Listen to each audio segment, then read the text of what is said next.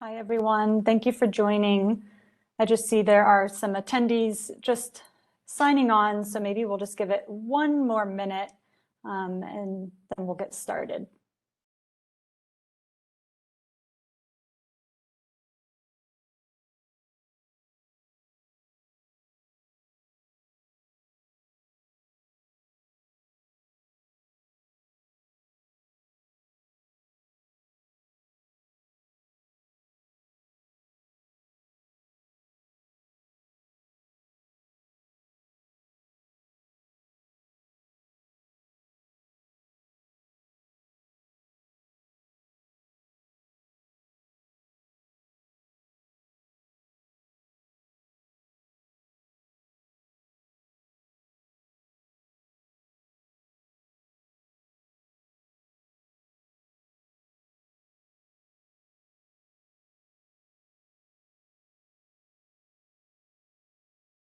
All right, looks like we have a pretty good sized group joined already. So I'm going to go ahead and kick us off. Hello, everyone. Welcome to the first of our two-part webinar series this month, Preparing Your Assessments and Plans with an Equity Lens. My name is Emily Hummel. I'm a Senior Account Manager here at HCI, and I'm going to be moderating for today.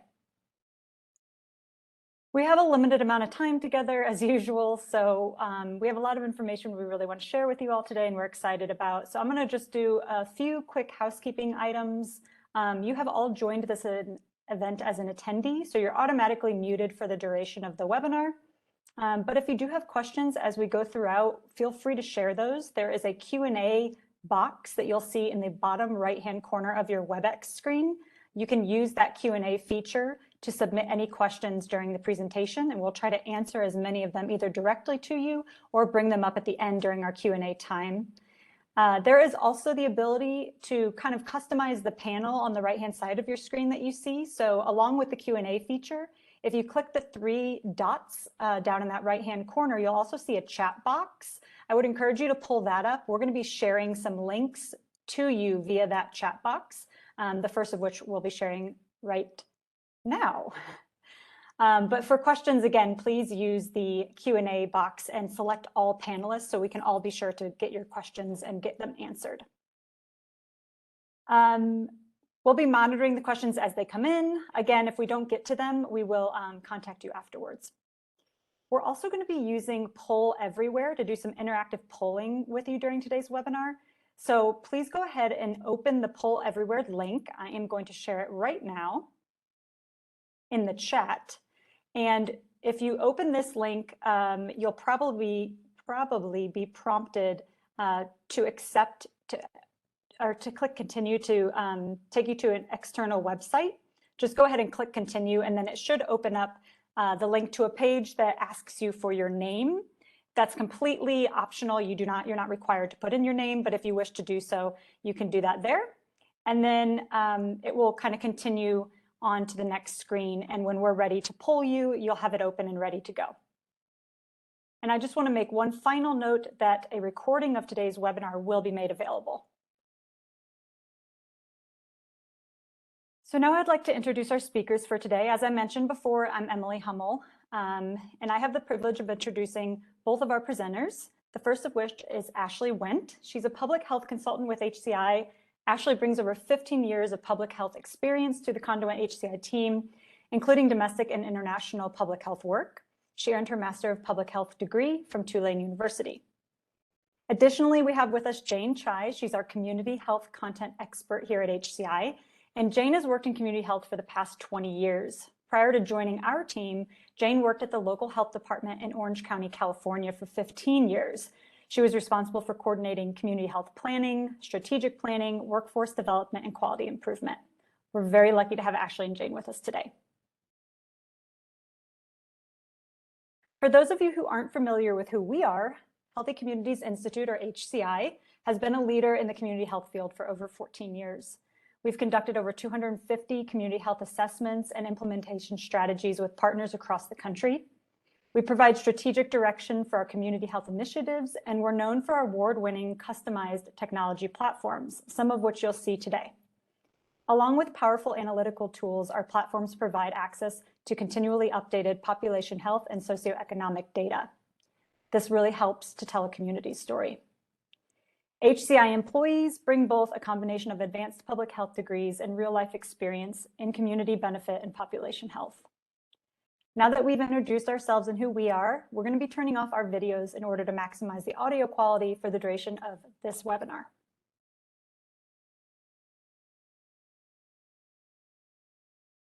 Today is the first of our two-part health equity webinar series, Building an Equity Lens into Your Next Community Health Assessment and Plan.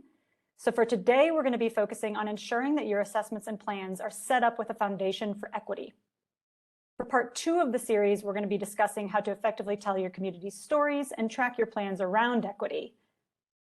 That part 2 will be taking place later in the month. With that, I'm going to go ahead and pass it over to Ashley to take a deeper dive into the objectives for today. Thanks, Emily. So I do want to talk a little bit about the objectives for what we're hoping to cover with you today. We will be covering ways to engage partners, stakeholders, and community members to ensure an inclusive assessment and planning process, as well as consider foundational agreements with a health equity lens, while creating a framework for reviewing health and social determinants of health. So no matter what entity we are representing as we take on a community health assessment, the basic cycle will typically look the same and follow the same iterative process. From planning and organizing, collecting and analyzing your data, synthesizing data and prioritizing top community health needs, moving on to activating your findings through implementation strategy development or community health improvement plan development, and then moving on to implementation and tracking those initiatives and efforts. So throughout this webinar today and in our subsequent webinar, we'll be discussing how we can work to incorporate a health equity lens throughout this process. Many of us on the call today represent community benefit divisions from nonprofit hospital systems, or perhaps you support your CHA-CHIP process or SHA-SHIP process for your county or state health department. Federally qualified health centers also implement similar assessment processes as well. Nonprofit hospital community health needs assessments happen on a 3-year cycle and are guided by specific IRS requirements. Health departments implement their assessments on a 5-year cycle usually as part of their FAB accreditation process. And federally qualified health centers or CACs implement assessments every 3 years with annual reviews to ensure they're meeting their HRSA and Public Health Service Act requirements. So again, while guided by different requirements on different frequencies, the core of these assessments still remain the same. And beyond these main assessments that we typically think of, other community entities such as community foundations are also implementing similar community assessments. They're typically a little bit broader, however, and include aspects of the community that are not just health-centric, such as deeper dives into the areas of education or even the arts. And their approach to these assessments are more similar to environmental scans or landscape scans as opposed to community health assessments. But as we see here, the core components are still relatively the same. And this means that there are great opportunities for collaboration across these processes and entities to improve the overall well-being of the community. And we'll be exploring this in a few more minutes. So as we're considering layering an equity lens into these assessments, I want to take a moment to get your feedback on equitable processes. You're going to have the opportunity to provide your thoughts through this poll everywhere question. So we're going to be asking you, what word or words come to mind when you think of an ideal process that is equitable? So Emily previously shared the link, and the poll everywhere link is being shared again. So please click into that poll everywhere link that you were provided at the top of the call. You should have already moved through that screen where you've had the option to enter your name or not. As Emily said, that's up to you. And you should see the option to provide your feedback for this polling question. So please enter in single words to populate this word cloud, those words that come to mind, again, as we're thinking about equitable processes. So we see a lot of words already coming in, and I'm seeing transparency and community, fair and inclusive, diversity really coming to the top as we see some of these key ideas coming through in relation to what an equitable process can look like. So thank you so much for all this wonderful feedback, a really diverse set of words that we're thinking about for these equitable processes. So with that, we're going to move on and talk a little bit more about readiness and historical context. So before I pass it off to Jane to discuss setting the stage for engagement as we plan these processes, I want to briefly touch on assessing our readiness to take on these processes, either as an individual entity or as a collaborative process. Here are some of the key things that we need to be thinking about. What has been done in the past? What data already exists that we have our hands on, that we rely on frequently? What relationships exist and what is the state of those relationships? Did you work really closely with someone historically in the previous cycle for your assessment, but really haven't had much interaction with them since then? Or perhaps you have really strong reestablished relationships because of work that you guys have done during COVID together, and you want to be intentional on how you maintain those relationships. So those are things that we can think about for that. What gaps exist in our processes? Who's not at the table? What data is missing? What don't we know? And then begin to identify what opportunities exist for improving that cycle in this next iteration. The point of talking about readiness and understanding the historical context of what has been done before really allows us to enter into a new assessment phase, understanding that we aren't starting from scratch, or hopefully that we shouldn't be, and discussing those lessons learned and opportunities for strengthening the processes and broadening our engagement, both within the community and with our partners and collaborators. So Jane, can you tell us more about how we can meaningfully engage folks in these assessment processes? Sure. Thank you so much, Ashley. I think partner engagement is probably the most important part of our work since it sets up that foundation for the assessment. And as you're setting the stage for partner engagement, one of the first things you're probably deciding is who to engage. As part of your readiness assessment that Ashley just talked about, you've probably already identified some of the usual players. Here are some other questions to help you think about who else should be included. What individuals, organizations, or sectors must be engaged to ensure a successful process? Are there historically underrepresented groups who should be at the table? And on the right-hand side of this slide, we've included just some of the organizations that you might consider inviting. We really encourage you to think outside of the box on this. For instance, these days we know that libraries are becoming a central hub where community members are going to get internet connection and other services. So one way to ensure that your group continues to consider who else to include is to end each of your meetings with the question, who else should be at this table? And before we move on, we want to acknowledge that when we say community partners, we know that's not equivalent to community members or residents. We know it's very challenging to get community members to participate in these processes as it's often a burden on their schedules. And unfortunately, this is especially true for those we want to hear from the most or have heard the least from. Many of the strategies we'll discuss today are aimed at engaging community members and residents, but if there are any gaps that you know are missing, consider other strategies for getting community feedback, like through focus groups, community surveys, or leveraging another community advisory group that's already meeting. So once you've identified the partners to engage, another critical step is trust building. And as we get started, it's important to acknowledge the work that has already been done and the expertise that exists in the community. When we invite partners to the table, it's important that we treat them as equal partners with knowledge and expertise in their own right. Also, try to consider the partner's perspective as you're inviting them to the process.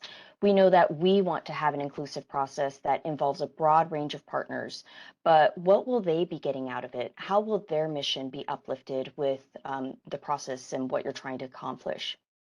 To gain trust, especially with new partners, you may first have to do some legwork. This is where that readiness assessment that Ashley talked about earlier will be key. During that assessment, you may have uncovered that there's some relationships that need to be built or repaired. So one of your first tasks will likely be to have some one-on-one conversations to begin building or rebuilding those relationships. And lastly, just like with any other relationship, building trust for your collaboration will take time and be an ongoing process.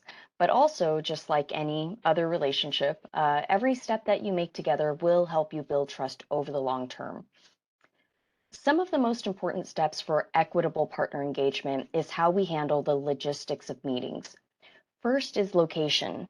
We've heard from many of our clients that virtual meetings actually helped increase the accessibility of their meetings, especially in very large counties where traveling to one location was often difficult.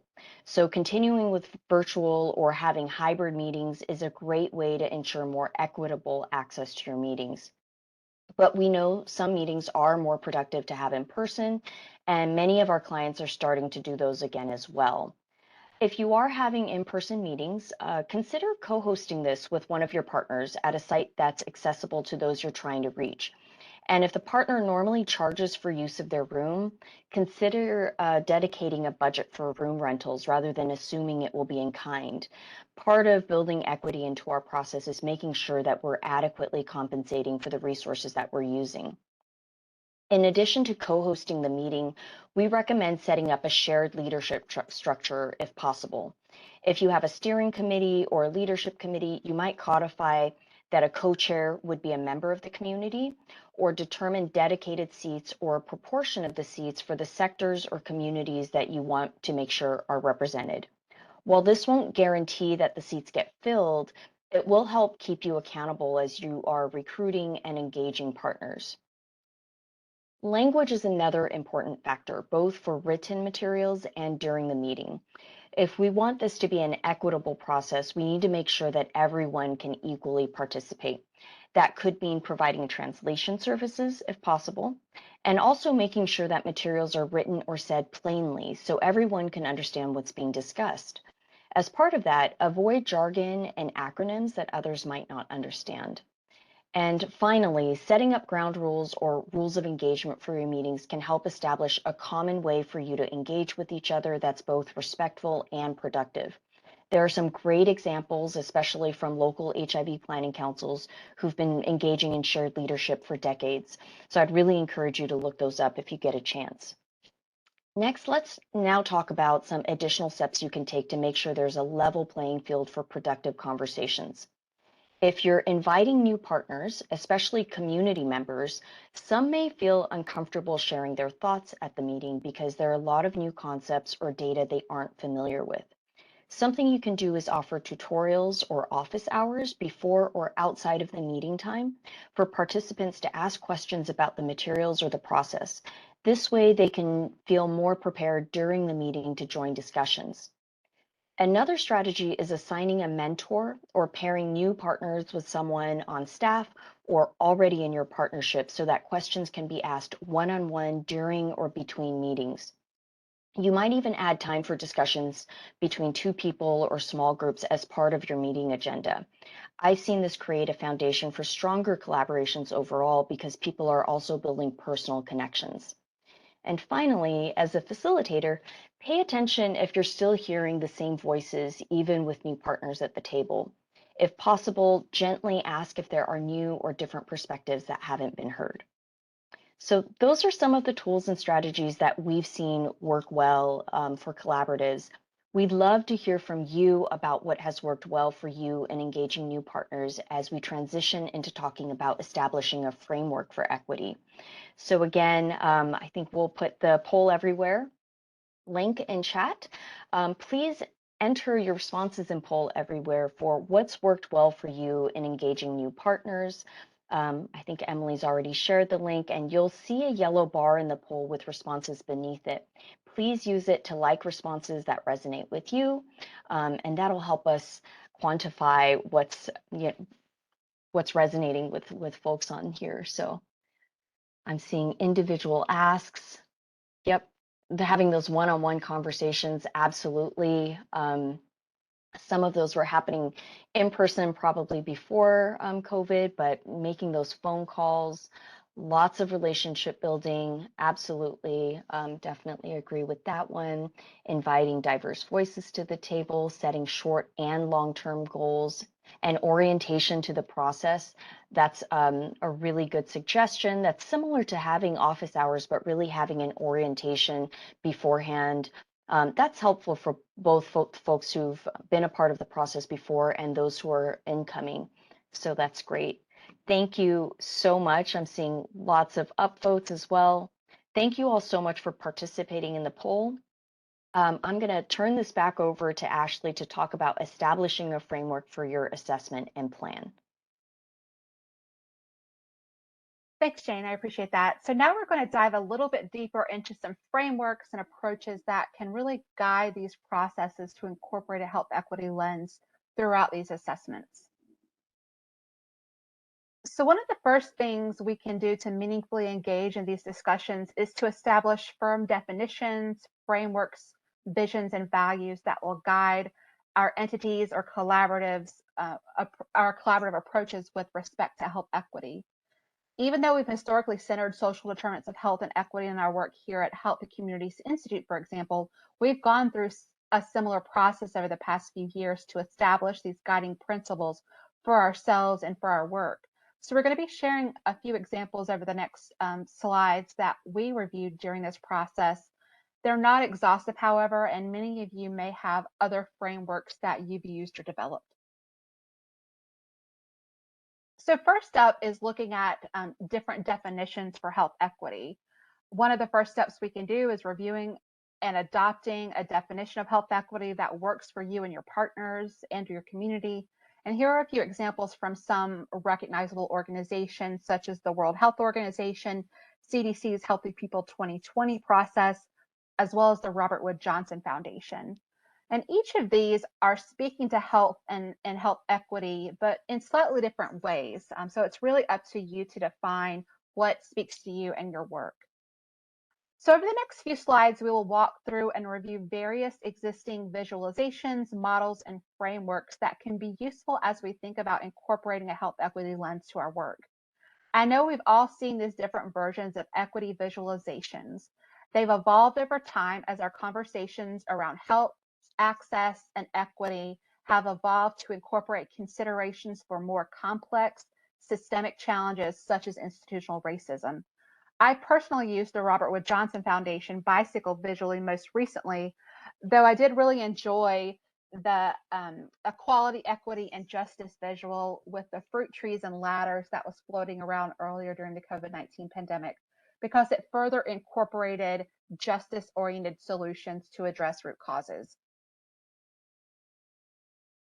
The next framework is the World Health Organization framework.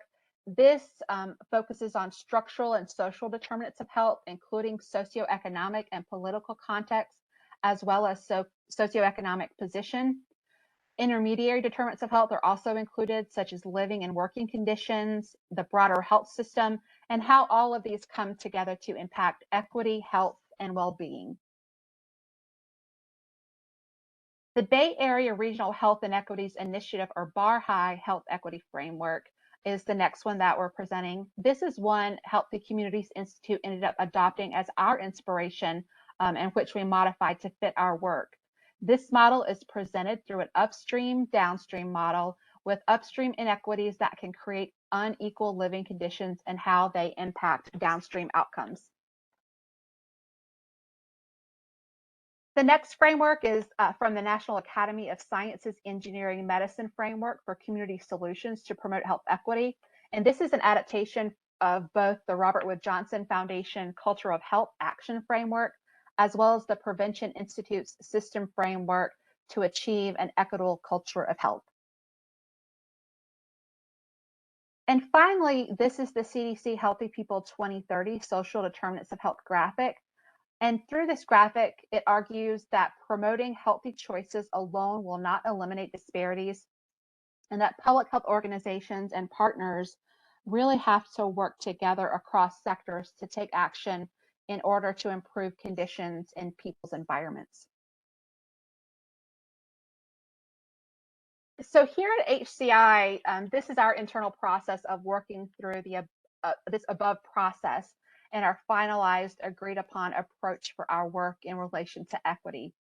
So based on our years of experience in improving community health and health equity, we've developed this approach for advancing health equity in the following ways. Advocate examining disparities in communities by looking at data by race and ethnicity, by age, gender, and geography where available to help identify where health inequities exist in each community. Advocate looking at a range of data, including health, social, and economic indicators to better understand the root causes of these health inequities.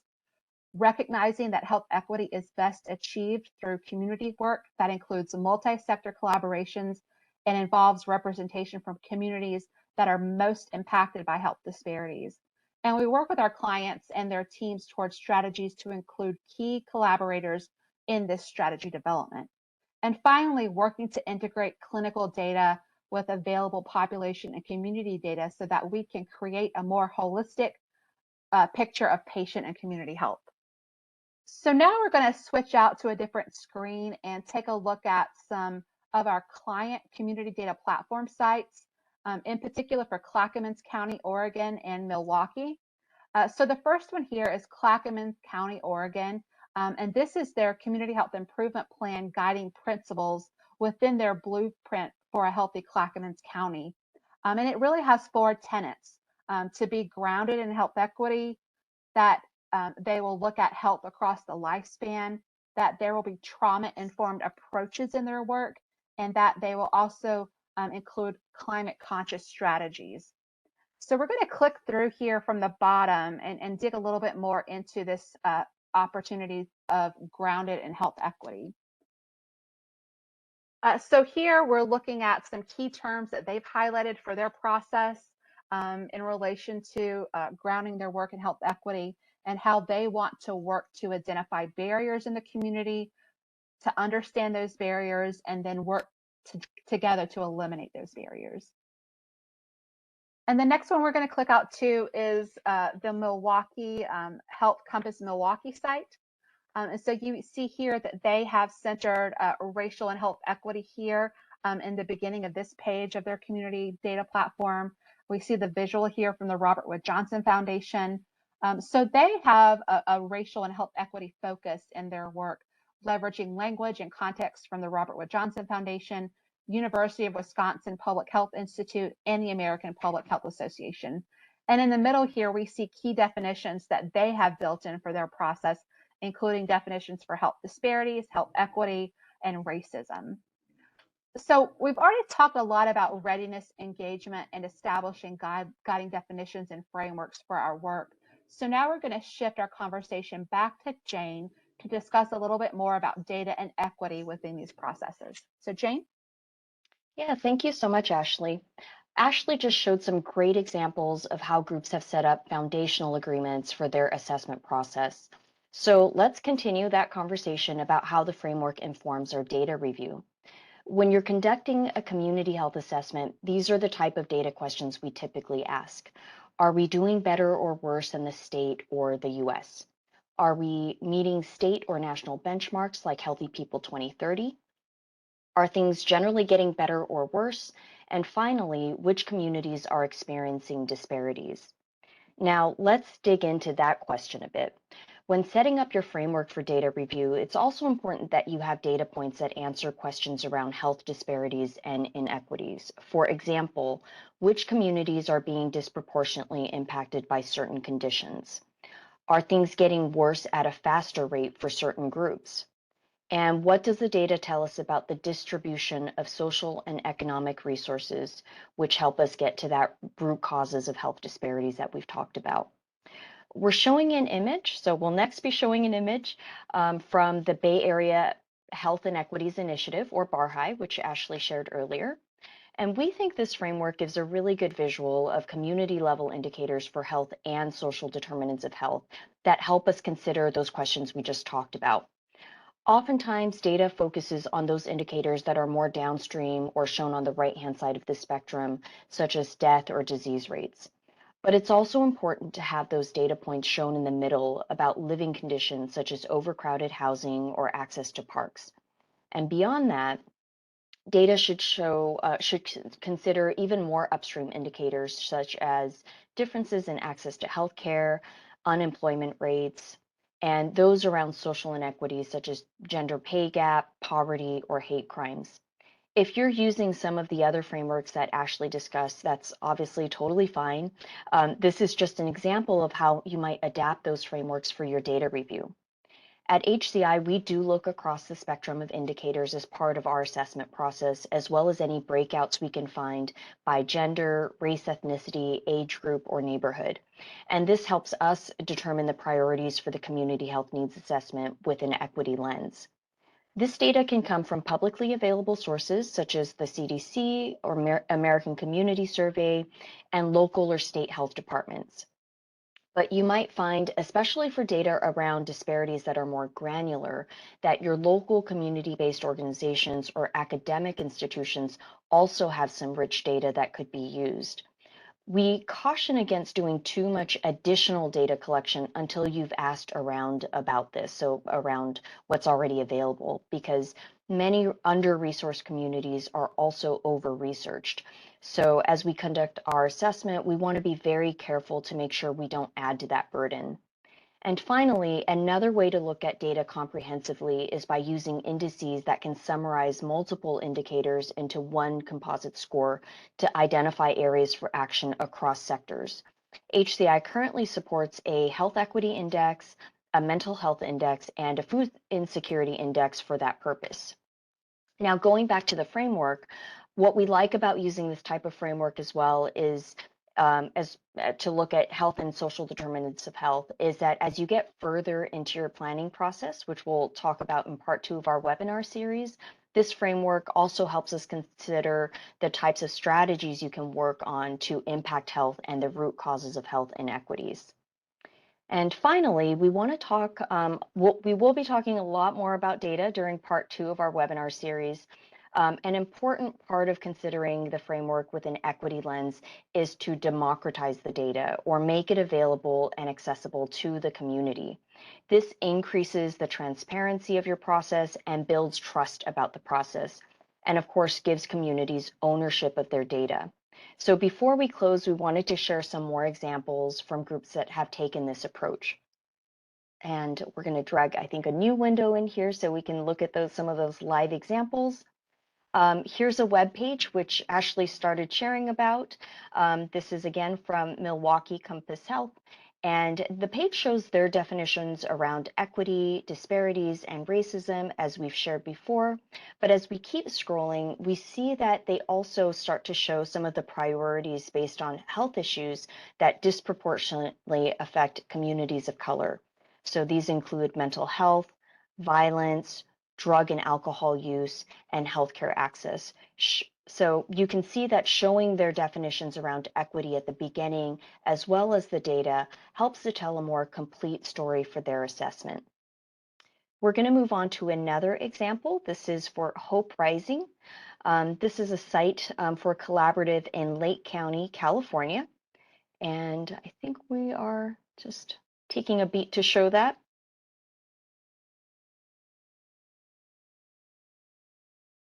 Sorry, I'm gonna, hopefully we have the ability to show that.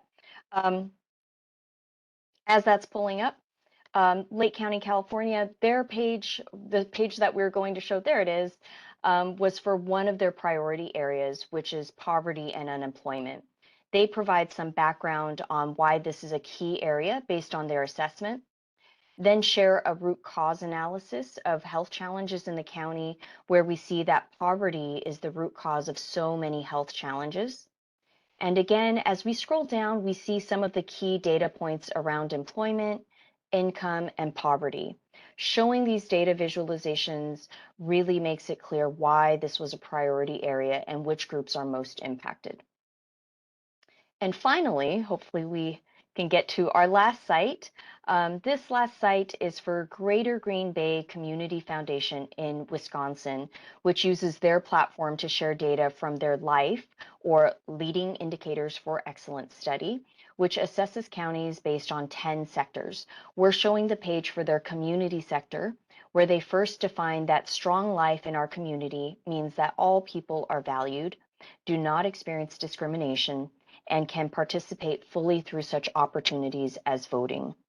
And as we scroll down, we see that some of their indicators for this is how well people of different cultural, racial, ethnic background get along, how well people are living together as neighbors, and social acceptance of the LGBTQ community. Now, there's a lot more to this dashboard, but as you can see, it provides a lot of context about how the community is defining and experiencing equity. We hope that seeing these real world examples are helpful to you. I know seeing examples is often helpful to us. And we think that each of these are great examples of how groups have established some foundational definitions and frameworks around equity, use them to guide their data review, and democratize the data by sharing them on a public platform. We know that HCI clients can do this through their platforms and dashboards, but of course, if you don't have one of our platforms, we encourage you to make your reports and updates available on a public-facing website. And if you don't have access to a website, consider sending your reports or files to the partnership group or having a shared document site where everyone has equal access to the data. And thank you so much. That concludes our presentation and will lead us to the discussion portion of the webinar. Please feel free to ask any questions in the Q&A. And as you're thinking about or typing in any questions, I'll invite you to join us for the final webinar of our series, which will take place in 2 weeks on June 23rd. We'll continue our conversation about data and talk about how you can move from data to action for health equity. And if she hasn't already, Emily will be posting the registration link in chat for those who haven't registered. Thank you so much, Emily. And as we're doing that, I'm not sure if we had any questions that have come in that we might want to address at this point. And I think also at this point, we'll turn our cameras back on. Thank you, Jane and Ashley. That was great information. I'm looking at the time. We have a little bit of time, and we do have a couple questions that came in. This first one, it looks like, Ashley, maybe you can help answer this one. You mentioned that you look at all the data and breakouts to come up with priorities. Can you talk a little bit more about how you do that?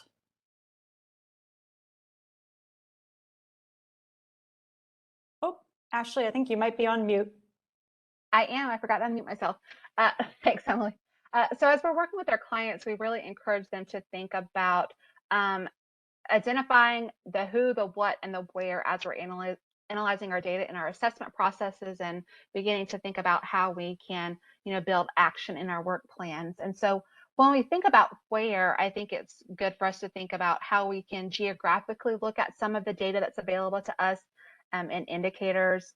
Here at Healthy Communities Institute, we have a set of 3 socio-need indices that we really like to use, both with our consulting clients, and all of our platform clients also have these indices as well. So we have a health equity indices that is a set of indicators that is a composite value to show where individuals are likely to have poorer health outcomes in relation to these indicators that influence health at the zip code and at the census tract level. We've also released a food insecurity index. Food insecurity was really coming up as a growing need during the COVID-19 pandemic, end of 2020, beginning of 2021. And so we worked to bring together a health equity index that allows us to identify the same opportunity to address food insecurity at the zip code or census tract level. And we've most recently implemented a mental health index as well that allows us to look at self-reported poor mental health outcomes in relation to a set of indicators that influence mental health. So we really leverage things like that to begin to understand where within our region or within our county that we may be able to make the most impact with the work that we're doing. And then as we're looking at our individual data sets, I think we typically begin with our secondary data analysis, looking at that national, state, local indicators, and where possible within the data, begin to look at that the breakdown by race and ethnicity, by age groups, by sex, to see if we can tease out disparate outcomes in particular groups that we want to think about. So not only just looking at chronic heart disease, for example, but can we identify which particular group within the community is having poorer health outcomes in relation to that indicator. Beyond that, I think there's opportunity to tease that out of any community feedback that you're getting as well. If you're implementing community surveys, if you're implementing qualitative data. And I know someone mentioned earlier asking about, how we can really make more robust data analysis for a rural area when there may not be as much data available. And I think it's really good to be able to implement this community feedback component through key informant interviews, through focus groups, through community surveys, where we can really target our questions, target our marketing and outreach to specific populations to ensure that we're getting more robust and diverse community voices built into our processes that may not be always available at those national and local sources. And the last thing that I'll say in relation to data is I always view this as a prime policy and advocacy opportunity for us to work at a local and state level to advocate for more diverse representation in how we implement these large data collection tools, the questions that are incorporated, and how we break down and analyze the data. So I'll come back to you, Em, with that.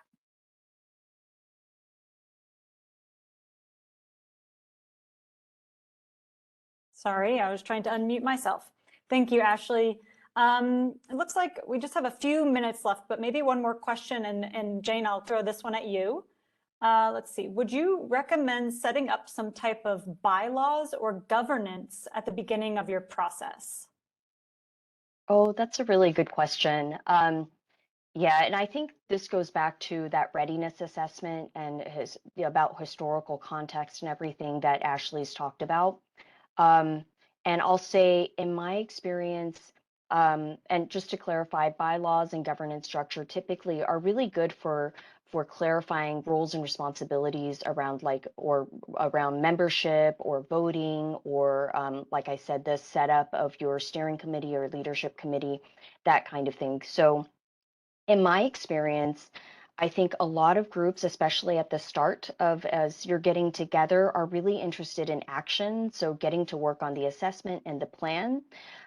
So I'd say if you work on the bylaws and governance structure too early, you might lose some of the really good momentum you have at the beginning. But if what you can do is maybe set up like a side working group or something. So as you're setting up the foundational agreements, your definitions, your vision and values, you can maybe also have a work group that's setting up the bylaws, because a lot of that work will go into the bylaws as, so some of the foundational work to begin with. But I would really invest more of your energy in doing the assessment and the plan, and maybe have a side group for that. But that being said, I have also seen that, and this goes back to historical context again, where some groups, maybe because of something that's happened in the past, really do need the bylaws. They really want to see something like that in place before they trust the process. So if that's the case, you certainly want to start on those bylaws and your governance structure sooner rather than later. My advice, though, is still to keep that assessment process going as much as possible if you can, so you get to the action piece of things. As I'm saying that, I'm remembering one of our clients, Calvert Health. I think their platform is healthycalvert.org. They've done a really great job of this, where they actually have posted their bylaws on their website, so that's available for everyone. And I believe they're also posting like their minutes and things about the meetings. And again, this goes back to that transparency, right, about the process, and trying to make everything as available as possible, so that there's trust in that process.